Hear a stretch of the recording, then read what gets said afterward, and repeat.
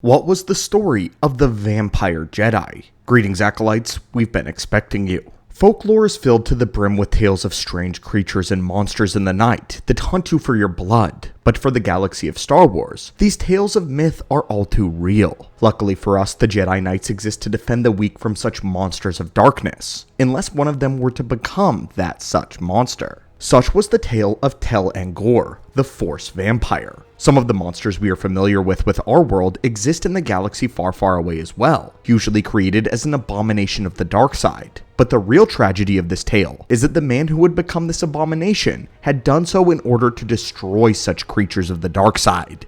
So join us today as we venture into the blood-stained walls of the crypts and to examine the story of Tel Angor, the Jedi Vampire. Our story begins with several decades prior to the Clone Wars. The exact date is unfortunately not known, as all records have been expunged by the Jedi, hoping to cover up this great crime. At this time, there was a lesser-known sect of the Jedi Order that called themselves the Order of the Silver Jedi. They were an entirely militaristic sect that devoted themselves to the complete eradication of the dark side in any form. The Silver Jedi served a similar purpose to that of the Jedi Shadows and the Jedi Sentinels, which went out to kill Darksiders and retrieve Darkside artifacts as their primary goal. However, the Order of the Silver Jedi were not beholden to the Jedi Council or the Council of First Knowledge like the Jedi Shadows were, and their devotion to destroying the dark side went far deeper than any other Jedi did. It seems to us that the Order of the Silver was something of an elitist club which only accepted the best and the brightest Jedi of an entire order. Many of the most prominent and talented members were a part of the Order of Silver, including the greatest Jedi Knight of that day, a Jedi by the name of Tel Angor. At this time, there was a wave of dark Jedi beginning to surface across the stars, likely due to the rule of two trying to distract the Jedi during this time. Since they were in constant battle with beings of the dark side, the Jedi soon noticed that these beings were more able to use the dark side to bolster their strength than to worship it, something that far surpassed the abilities granted by Force Valor. The Silver Jedi experienced that these creatures were something rare, and that their potency in the dark side was not common even for extremely powerful dark Jedi. It was clear that the dark side ruled them, but not in the form that the Silver Jedi were accustomed to. These beings were stronger and faster, and able to draw upon the dark side from a more destructive potency. This is the natural truth of the dual sides of the Force. The light side grants more life-giving abilities and Altarian powers, and the dark side has larger displays of raw destruction and life-altering techniques. However, it seemed that the Order of the Silver Jedi did not accept this as fact and the duality of the Force, and soon they began experimenting with the ways to make their connection to the light side even stronger. Famously though, the Jedi High Council forbids Jedi to experiment with the Force as the Sith do. And this is exactly why, as we learn as we delve deeper into this story. Experimentation, for whatever reason, always leads directly down the path to the darkness. But the Order of Silver had the best intentions. They just wanted to be better at their jobs and not be so disadvantaged when fighting darkside wielders. However, because of this, they became extremely dangerous, as they fundamentally misunderstood the nature of the Jedi way. The Jedi High Council preaches that a Jedi should never attempt to use the Force to increase their own power, only their knowledge. Seeking power should be the last thing on a Jedi's mind. The Silvers soon tampered with the natural bond that all beings shared with the Force, and actually found some success. The Silver Jedi's abilities seemed to be enhanced, and their powers were far more potent. But this was not enough for their order. In their haste to defeat the dark side once and for all, the Silver Jedi discovered what they thought to be a foolproof plan, although it was slightly dangerous, which was the means of fully opening oneself to the power of the Force, to let it flow through them openly like a reservoir. Tel Angor, a powerful and experienced Jedi Knight, volunteered for this experiment happily, as he was ordered to take at least a month in order to perfect his deep meditation. For 4 weeks he fasted and concentrated on his connection to the Force in anticipation with completing this merge. Both the Jedi Order and Angor himself believed that he would be a living symbol of the light side, a glowing beacon of righteousness and justice, a new leader. Unfortunately for the Jedi though, and the galaxy itself, the experiment backfired dramatically. Instead of drawing the Force in to bolster his abilities, the Jedi Angor was corrupted completely by the dark side once he opened himself up to the Force fully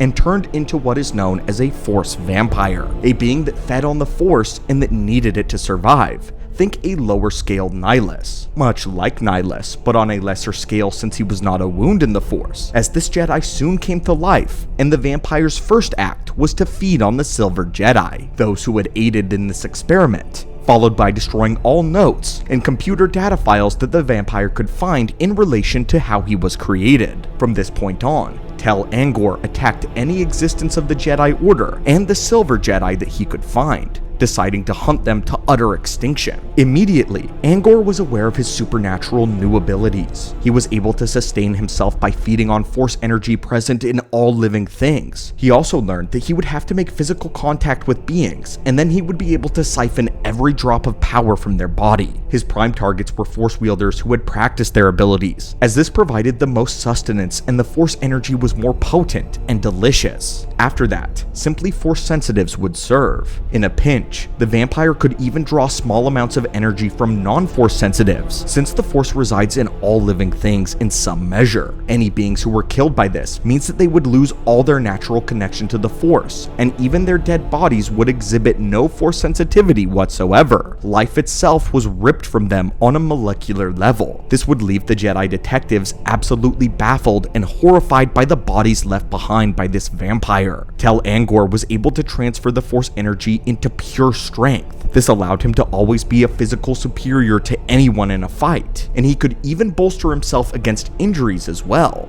The dark side granted the vampire with a secondary deadly ability, one where he could radiate waves of terror by resonating with the dark side itself. These waves caused such palpable fear in targets that victims felt debilitated and a level of pain that they had never experienced before. Victims killed through this power had looks of absolute terror etched in their faces at the time of their death. Unlike most vampires though, Tel Angor wasn't always able to rely on stealth, especially when he battled trained Force wielders. He radiated like a walking dark side nexus, which could be easily sensed by anyone who used the Force. He was a perversion of the very Force itself. He was not natural and had come out only through experimentation, one which could not be reversed or duplicated. Nothing was left of the once good man and Jedi who called himself Tel Angor, the beacon of light. All that remained was the dark side creature that he had become. The vampire rarely ever used his lightsaber ever again, as he's derived great enjoyment from killing his victims with his bare hands. He retained, though, all of his knowledge and skills of his former Jedi self, and this new state only enhanced his cunning and his valor. He grew into a vicious hunter, something that all Force sensitives feared would come for them in the night, as he was perpetually ravenous for their energy. Living on the fringes of the galaxy's populated areas for years, the vampire traveled from planet to planet by means of several passenger liners and unwary transport ships. He passed through the public unseen until the moment he decided to strike, and eventually, he grew to hate the light side that he had once served, and he allowed the dark side to corrupt him entirely. It took a great while, but the rest of the Jedi Order would finally discover what had happened, and they hunted down this man relentlessly as target number one. Unfortunately, whenever they discovered a lead as to where he was, all they discovered were corpses devoid of the Force. But at long last, just before the time of the Clone Wars began, a team of 7 Silver Jedi, the last that remained of the Order, managed to locate Tel Angor. A great and a fiery battle ensued, but the vampire was finally captured. Instead of just killing him though, they imprisoned him on a cruiser, not knowing if he could be killed by conventional means, programming their cruiser to make continual automated jumps through hyperspace. The Silver Jedi held out hope that the good man of Tel Angor could be brought back to the Jedi way, so they decided to serve as the vampire's guardians, keeping him imprisoned until they could find a way to free him. But this would prove to be a terrible tragedy and mistake, as the vampire would kill again. Not long after their trip began, one of the Jedi made a critical error in the methods of containment, and Angor escaped. Angor quickly began to feed and murder anyone he could locate, when it was finally down to the last member of the Silver Jedi, a Jedi Knight by the name of Bar Oplet. He managed to use his last moments of life to sabotage both the hyperdrive and the sublight drives to keep the vampire from escaping. Afterwards, the last Silver Jedi would die in a valiant stand against this dark side creature. But even though he had escaped, Angor was no less imprisoned than he had been before, as the ship exited hyperspace and floated there dead in space for decades on end. And with the last breath of the Silver Jedi, the vampire was imprisoned, but not forever. The years would crawl on, and so too would the Clone Wars, the rise of the Empire, and the fall after another galactic civil war. It would not be until the age of the New Republic before the cruiser was located in unknown space by a New Republic patrol. As the New Republic crew boarded the ship in order to investigate, the medic on the team, who was force sensitive themselves, immediately sensed the sickening presence of the being, but this was far too late. Famished for a meal, Angor pounced from the shadows and drained her of all her energy, then turning his sights on the rest of the crew. He completed his feast while mocking them for trying to defend themselves, calling himself the greatest Jedi who had ever lived. Using their ship, Angor escaped and was unleashed yet again on the galaxy. He boarded a passenger freight and began to move amongst the stars as he once had long ago, hunting. The vampire managed to make at least 4 more stops before a team of investigators were called to track down and stop this killer, though they did not know it was the force-sensitive vampire they were hunting and had very little information. One of these investigators, though, who happened to also be a trained force wielder, examined the bodies and became uneasy due to the total and violent searing of the connections with the force with all of their corpses. The force-sensitive could not even sense any of the bodies and could only perceive them with his eyes. The vampire's plan was to reach the core world of Coruscant, the only remaining stronghold of the Order of the Silver Jedi, one that he planned to raid.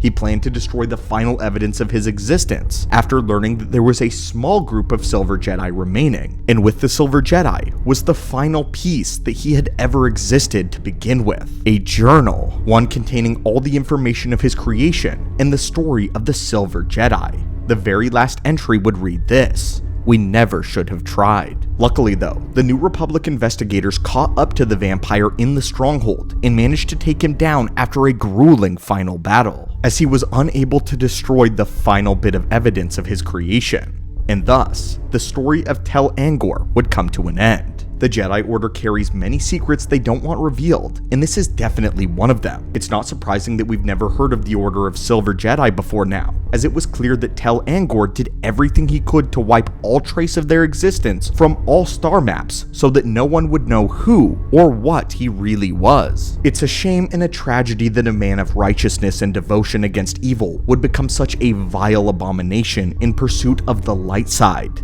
Many ask why the Jedi didn't experiment with the Force like the Sith do, and this is a perfect example as to why. The Jedi know the secrets of life itself, as they serve the side of the Force that has everything to do with life. When the knowledge is used for power, only devastation lies in wait. I personally actually love this story a great deal. The Sith are always a cool read when it comes to the dark side and dark side based villains, but this offers a refreshing take on another dark side villain. A group of Force vampires born from the dark side would definitely be a very interesting way to go. Star Wars is known for adapting different genres into the galaxy far, far away, so imagine a Dracula-like story with an old monster movie sort of vibe, or perhaps even just Van Helsing as a Jedi, hunting down a dark side abomination. I have always felt that horror and Star Wars go masterfully together, and one day I would love to see a project revolving around the horror genre. But anyway friends, what do you think of this story? And would you have liked to see this maybe in an episode of the Clone Wars? And if you could have any horror-based Star Wars film that you wanted, what would it revolve around? As always, my friends, thank you so much for visiting the channel and the archives today as we broke down the story of Angor, the Force vampire, and I hope that you're having a phenomenal day.